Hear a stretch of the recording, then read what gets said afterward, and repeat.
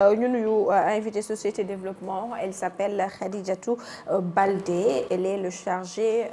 de la communication du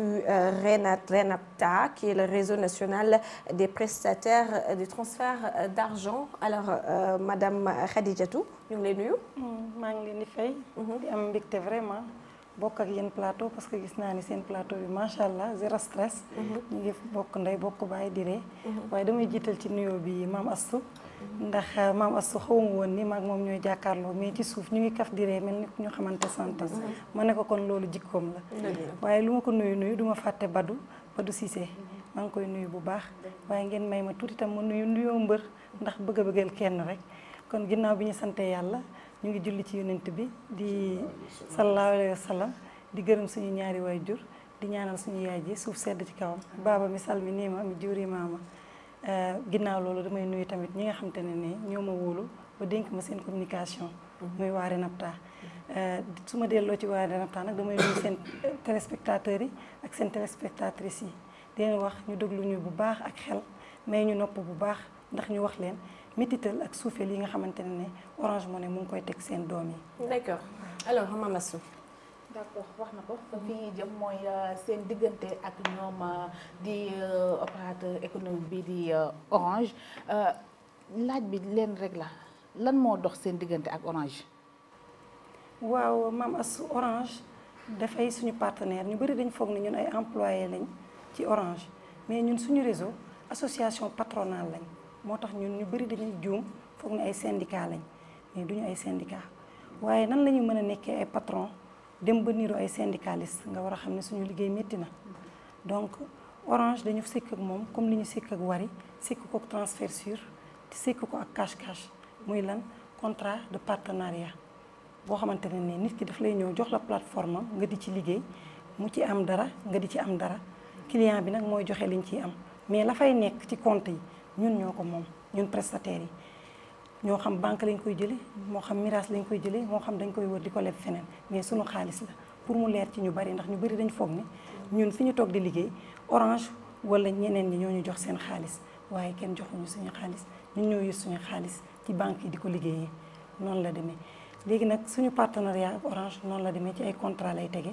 léegi nag dañ la naan lii mooy sa commission nga tàmbalee liggéey. D'accord mu mel ne da ngeen a nekk ci ay revendications à entendre s'il vous plaît parce que su ma nekkee sa côté te dégguma je me demande est-ce que amis téléspectateurs yi ñu ngi ñuy dégg pour que ñu gën a mën a xam parce que ñoom ñoo ñu fi tax a toog parce que baat bi nga yëkkati ko tuuti rek ba ñun aussi ñi nekk ci plateau bi mën a xam au cas où dara leerul ñu mën a rebondir. jërëjëf. Orange moo la pressé. waaw fu mu toll nii wax dafa mel ni. fatt la asphyxié la Orange baal leen ñu de. waaw kon ma yëkkati baat bi mën naa suufe bu ngeen ma joxul micro sax mën na dem waaye wax dafa yombul rek bëgg a dalu rek ba dal loolu rek dafa war dafa ne ami Paul waaw bu di ko yëkkati muy dem ci kaw xuur na nag sama baat melul ni sa voix ndax ñun wax rek la ñuy def dañuy dem ba suñu voix day dem ba changer day roog dëgg la kon ngeen baal ma ci voix bu rëb bi ñu ciy sant yàlla ba tey mais tamit ci say digg wax partenariat boobu nga xamante ni moo leen lié ak Orange dem na ba da ngeen nekk ci ay jafe-jafe am yenn revendication yi nga xamante ni teg ngoon ko bu yan revendication la. waaw Orange Money dafa jékki rek ci at bi mu wàññi ñaari yoon suñu commissionnement muy suñu am-am te dëkk bi ku yokkul waroo wàññi ndax jafe-jafe bi ku ne xam na ni ku ne yaa ngi koy dund sa côté. bi mu ko wàññee mu ñëw nag fi ne ci 3e wàññi bi ñu ne nag trop c'est trop foog ñu freiner Orange. li waral ñu ne foog ñu freiner Orange tey suñu commissionnement xam nga ku ñëw ne la jaay ma Orange Money 500 jaay ma Orange Money 1000 francs loolu la ñuy gën a dégg mais ci 1000 francs bu ne 17 francs lañ ci war a am ci gañaay. 1000 francs bu ne 17 francs 17 francs lañ ci war a am 5000 francs bu nekk 28 francs lañ ci war a am imaginez tey 100 clients Orange Money bu ñu taxawee ngay def transaction ak transaction nu mu méttee risques yi ci nekk mën nga juum mën nañ la arnaquer mën nga juum ci monnaie mën nga juum ci numéro. yow 100 personnes bu ñu taxawee ne la jaay ma Orange Money yaa ngi ciy am 1800 francs loolu métit mënu koo weesu sans compter risque yi nag yemu ci de suñu defee tey jii ma ñëw nga ne ma jaay ma Orange Money ma jaay la nga dëppaat ba yàgg ne dollil ko frais yi xam nga ñu bëri maîtriser wuñu frais Orange Money dollil ko frais yi Orange da lay wax ni def nga doublon day dugg sa compte jël fa ne yow bénéfice bi nga dugal foofu doublon la ndax da nga bëgg am ñaari yoon dara te pourtant ñun bu ñu amee suñu problème ak suñu client juum affaire bi dugg ci compte keneen da ngay gis buñ ko woowee ne ko dimbale ñu balaa xaalis bi bu dee client bu séeréer la da koy jël xam nga sama mbokk séeréer xam nga ñoom yooyu dañ ciy gaaw bu ko defee nag daf la naan compte bancaire la amuñu droit dugg fa mais qui peut le plus peut le moins ku mën a dugg ci compte boo xam ne ay millions fay fanaan ba pare bu ñu la nee dimbale ñu ci compte bi nga xam ne juum nañ ci nga ne yow loolu sa yoon nekku ci ana protection ana assurance loolu waral depuis le ni ngeen nekk en mouvement ngeen nekk si li nga xamante ne mooy mouvement de grève mu ngi noonu dañuy lundi dafa ñëw rek ne teel suñu kaw ndax daf ñu woo dafa ne day def li ko neex RENAPTA ci fullaam ak faydaam ànd ceeg responsable yi ak suñu président Fallou Diagne ñu bind ko lettre ne ko li ñuy dégg ay rumeur la wala dëgg la ndax da nga bëgg a wàññiwaat mu ne day wàññi ndax ñun dañuy nekk très à l'aise pour jàkkaarloog Orange ndax démb dañ doon jàkkaarloog suñu doomu réew bu tudd Wari ci injustice yi nga xam te ne métital ak suufeel yi ñu doon teg tey bi ñuy jàkkaarloog Wari dañ ci profité woon ne ñun dañuy xeex suñu ay doomi réew te Orange moo ñu ngemb ba suñu message ak Wari daawul jàll te lu ne daj nañ ko ak Wari mais dañ ne kuy xeexal rek dëgg mooy mujj tey nag ñu ngi jàkkaarloog Orange kon xalaa ñi doon wax démb ne ñun dañ doon xeex Wari Orange ñu jàppale kon tey war nañoo xam ne ñun dëgg rek a ñu ñor ñun waa RENAPTA lettre bi ñu leen bind nag dañ leen laaj ne leen ndax dëgg la ñu wax ñu nañ ñëw rencontré ñu ñëw ñu ne ñu ñoom dañuy perte Orange bu nee dañuy perte xaw ma ku koy gën waaye yéen gëmoo leen ko yéen sénégalais yi waaye ñun ñoo ko gën a ñàkk gëm ndax ñun daf ñu Orange moo ne bi mu ñëwee léegi sénégalais yi jël ko ñun suñu lépp dafa dem à terre ndax ñun ñoo leen daan fayal seen facture électricité SDE Woyofal dégg nga canal lépp fil ñun ñoo leen ko doon fayal mais léegi yéen a koy fayal seen bopp te da ngeen am lu ngeen fay Orange mais ñun du ñu gis paiement yooyu donc suñu client yooyu yëpp Orange jël na ko da nga daan defal nit mu wàcc jël salaire am ne la defal ma 10 transactions sama yaay sama papa sama umpaañ sama bàjjen léegi montant 100 000 francs xam ngeen lu ñu ciy gagné 312 francs dépôt kooku bu demee day doog biir këram mu ne ko Orange a koy wax ci publicité am toogal sa kaw lal yónneel fu la neex kooku yónnee lépp nag ci Orange lay mujj mais ñun ana luñ ci am yéen léegi da ngeen a jàpp ni seen diggante ak Orange genre arnaque da cee am wala lenn loo xamante ni Orange daf koy njuuj njaaj entre si seen diggante lii tuddul arnaque lii mooy apartheid te ñun dañuy xeex apartheid lii mooy colonialisme wala néocolonialisme te ñun dañ koy xeex ndax ñun ay bañkat doo nga nekk ci biir RENAPTA mosuñoo nangu ku ñu noot doomu réew du ñu noot mastama étranger ñëw di ñu noot lii mooy nooteel kaay liggéeyal ma te doo am dara loolu duñ ko nangu te xam naa ne ñu ngi bañ mais gëm naa ni sénégalais yi dinañ ñu bañ leen. mel ni am na tamit yéen a ngi wàcc ci tali bi. bu baax a baax. ndax ku xam RENAPTA xam ñu ci njàmbaar ak fit ba ñu joteeg Wari dañ def sitting ñu ngi waajal sitting yoo xamante ne ci biir réew mi tey national et régional et international ndax tey tuddatuñu RENAPTA ñu ngi tudd REYINAPTA ndax ñun ay panafricain lañ. li waral ma ne REYINAPTA Guinée constitué wu na seen président mu ngi tudd Cheikh Ahmed Tidiane Diallo ñoom ñu ngi ci combat bi. mais man lu ma jaaxal Khadija ci say wax lépp ak bénéfice bi nga xamante ni ñi ngi naan Orange daf koy am plus de 12 milliards par an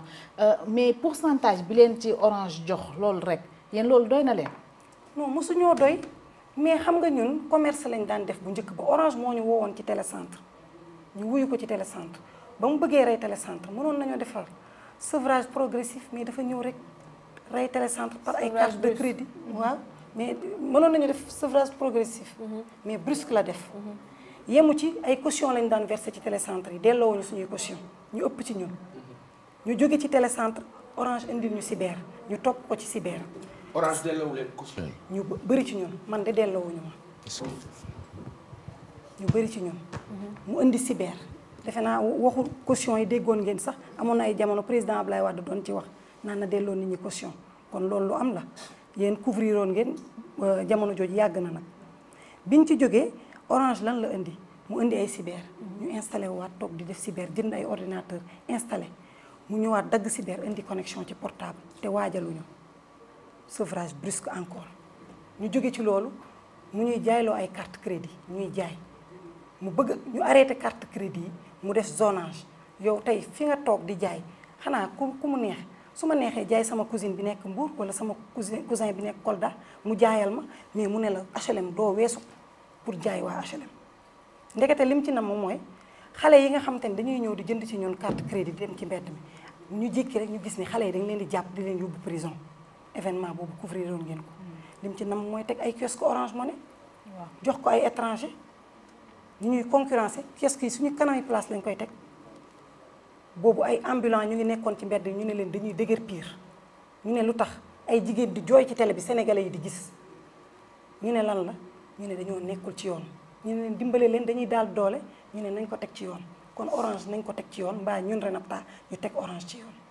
yéen daal loolu ngeen décidé def loolu ngeen di. su ma déggee wax ji bu baax dafa mel ni comme si yéen bi Orange Money ñëwee ba tey xanaa seen problème ci la gën a fort. ci la gën a dafa mel ni Orange Money moo leen gën a tànc. non wari moom tàncam moom beneen affaire la woon wari bi moom tàncam beneen affaire la woon waaye Orange Money moom daf ñoo bëgg a def ay wala wokkin boobu wari def nañu wala kaana ba pare wala wokkin nag mooy kuy wër di yelwaani kuy wër di wax nit lu ko neex pour am dara koo xam ni fu mu dem ñu ne ci te duñ ko nangu ndax ci réew mi lañu. ñaata ngeen doon am ci wari pourcentage. wari bi 100 francs bi 99 francs lañ ci doon am. waaw fii 1000 francs bi Orange. Orange fi non wari tamit wàññi na wari dañ ko dul waxati ay waxam c'est le passé. parce que tojatul dama bëgg a xam rek. Orange dañ doon am 105 francs avant. léegi nag mu wàññi ko ci 5000 francs bi 5000 francs laa la wax de léegi wàññi na ko ba 60 francs. 5000 francs ñaata nga ci am du moins 28 francs. ñaata nga am ci 5000 francs. 28 francs. bu dee wari ñaata nga am ci 5000 francs. wari bi moins de 99 francs parce que wàññi na moom it. ah mais wari bu wàññee moom sénégalais bi yaa ngi am plus que Orange. mais sûr ko dàq. waaw non bu mu munti doon. waaw ci wari sénégalais bi yaa ngi am plus que Orange. ki nga xamante donc loolu laa bëggoon mu leer ma sama bopp. waaw léegi nag xam nga ci wari yaa ngi am plus que Orange dëgg la fi mu toll nii waaye est-ce que yow sa xaalis bu fanaanee wari di nga ko fa fekkaat chaque jour ngeen dégg ñu ne dugg nañ suñu compte yi dépouillé ñu bañ jeex tàkk xanaa booboo gën a dee. mais en plus c'est Orange qui contrôle tout ça. par message ça moom peut-être c'est autre chose. c'est la concurrence peut-être je sais pas la ku nekk ak sa plateforme. d'accord ki am plateforme bu sécurisé ak ki amul plateforme bu sécurisé mais ci marché bi am na ñoo xam ni ay sénégalais lañ te ñu ngi def mieux que wari transfert sûr ñun ñoo ko négocier ñun waa Renapta ñu ngi jox plus parce que dañu def képp kuy prestataire tey actionnaire nga ci transfert sûr. jëluñu rek transfert sûr boobu dafa siiwul. waaw day doog a juddu. waaye mu ngi tojoo réew. mi ngi toj. mais yéen daal kon partenariat bi nga xamante ne signé ngeen ak waa Orange respecté wu ci benn accord. comme doomu Sénégal dañuy duma te kenn àttewul bu gan ñëwee day continuer li tax ma ne doomu Sénégal la ñuy duma te kenn àttewul ñun amuñ fu ñu demul yuuxu ñun jóguñu rek dem ci télé yi damay dégg des fois ñu ne dañu bëri coow wala dañu bëri histoire mais dañ ne loo mënta xeex ak sa doole na ko xeex ak sa làmmiñ ñun dem nañ gis ministre finance dem nañ DMC OCRISF dem nañ fa dem nañ assemblée nationale pour gis suñu député yi ñu wax ci ñun sottiwul moo tax mujj gi ñu génn ci biti waaye dem nañ banque centrale ñoom ñu may ñu nopp tegal ñu instruction 13 ak instruction 8 pour ñu réglementer transfert d'argent ndax jafe-jafe yi ci nekk waaye banque centrale lu mu teg ak dooleem lu mu bari bari bu assemblée nationale voté woon loi ci lay gën a neex waaye amuñu ko. yéen daal kon dañ leen a bàyyi de côté. ñu ay jirim lañ ñu bëgg a def ci réew mi lijjanti wuñ leen. d'accord moo tax ñuy lijjanti suñu bopp. yéen a ngi lijjanti seen bopp. alors moi j'ai l'impression que comme d'habitude parce que wax na léegi ne on parle de traite négrière esclavage et tout ça par rapport ni mu ko defee mais booy xool ak explication bi mu joxe j'ai l'impression que ci wàllu business la dañuy wax ne amul xol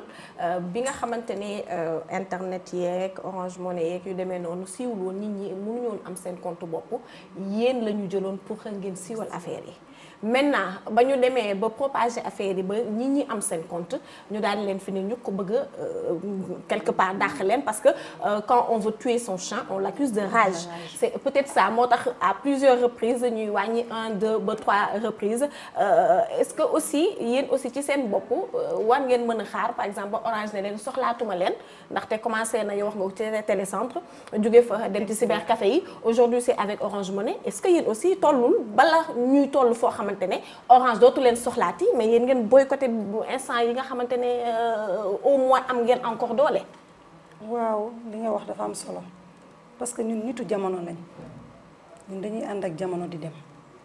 xam nga fii lañ fekkoon télécentre ba mu dem ba ñu nañ bàyyee télécentre mënoon nañ koo bàyyee nu mu gën a rafet mais niñ ko defee moo ñaaw mais dañoo xam ne jamonoo ko laajoon nit dootul demati fenn di dugg ci ay cabine di woote moo tax ñu ànd dem ci cyber nit ñi di toog di connecté wu ñu dindi loolu gis nga bañ dindee loolu dindi loolu comme ni nga ko waxee ba fii ñu bëgg ñoo rey bañ ko séenee gis ko avec le Wari ci lañ taxaw lancé wut ay partenaires pour ñu mën a am suñu propre mbir boo xam ne sénégalais yépp a koy bokk mooy transfert sur vue ma lay wax ak cash tey yow mii en tant que journaliste boo ñëwoon ne membre RENAPTA laa rek yaa ngi ci biir wut naa sama point dañ lay jox 33 actions ci transfert sur ak cash dañ la koy jox actionnaire nga mais comme li nga wax siiwuñu wala dañuy doog a juddu sénégalais des fois di nga ko woo ci njëriñam mu naan intérêt ma ci ne du xam ne yow liggéeyal nga ko njëriñ ndax mënoon nañ jël suñu action ne ñoo ko moom joxe commission ndax avec transfert sur 37,5% ngay am ci commission mais fàttewuñu client bi ñoo gën a yomb tarif fi mu toll nii te teewul actionnaire nga ci moo tax ñun ñu ànd ak jamono. d'accord Khadija Asib xam naa ko li ñu jërale woon ci waxtu rek jeex na ñu koy bàyyi rek mu tàggatoo. xanaa rek tàggatoo bi rek mooy di remercier waat beneen yoon waa RENAPTA bu ma leen remercier damay remercier RENAPTA cellule HLM Biscuiterie Colobane Grand Dakar beneen yoon su ma leen remercier ma remercier waat RENAPTA 1 ba 36 ndax fu ma dem dama naan dañ naan parcelle 1 ba 26 ñun RENAPTA nag dañ ne 1 ba 36 ndax Sénégal yëpp la ñu daj waaye du ma remercier mukk ba fàtte Google Baye Omar Niass kooku mooy sama adjoint c'est vrai que yow da nga mbokk mbër wax na ko dañuy nuyoo nuyu mbër waaye tamit tàggoo mbër di la jaajëfal rek di fàttali téléspectateur rek ñu ngi fi daloon ki nga xamante ni mooy